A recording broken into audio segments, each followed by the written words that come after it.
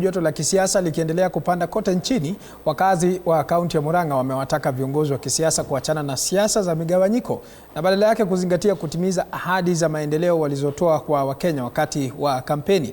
Wamesema kwamba hali ya siasa kali imeendelea kuwagawanya wananchi, jambo ambalo linahatarisha mshikamano wa kitaifa na kuathiri utekelezaji wa miradi ya maendeleo. Wakazi hao wameeleza kuwa serikali inapaswa kuelekeza nguvu zake katika kushughulikia changamoto zinazowakabili wananchi, hususan kupunguza gharama ya maisha ambayo imeendelea kupanda. Kauli hiyo inajiri wakati ambapo muungano na makundi mbalimbali ya kisiasa yanaendelea kuundwa, kila mmoja likijaribu kujitafutia umaarufu na uungwaji mkono wa Wakenya badala ya kushughulikia masuala ya msingi yanayogusa maisha ya kila siku ya wananchi.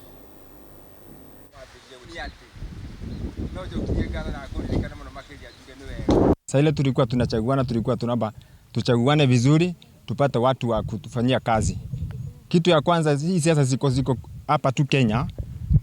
Kitu naweza sema siasa kwanza wateke kando. Chama cha UDA imeitana mkutano wa kufanya siasa. Ile wakati tu watu wetu bado wanaendelea kuumia.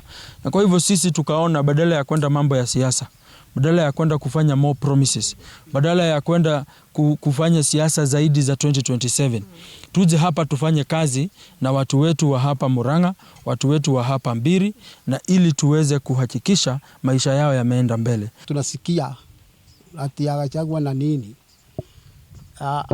At the first stage hawakuwa na hiyo vita. Je, imeikia juu ya nini? Na sisi tuko imara huku. We have every peace. Kama sisi wakaaji wa huku tungefurahia sana kuona viongozi wetu wakiwa pamoja wakituletea maendeleo, ila wasiwe na mambo ya kuvutana. Tukitoka maeneo hayo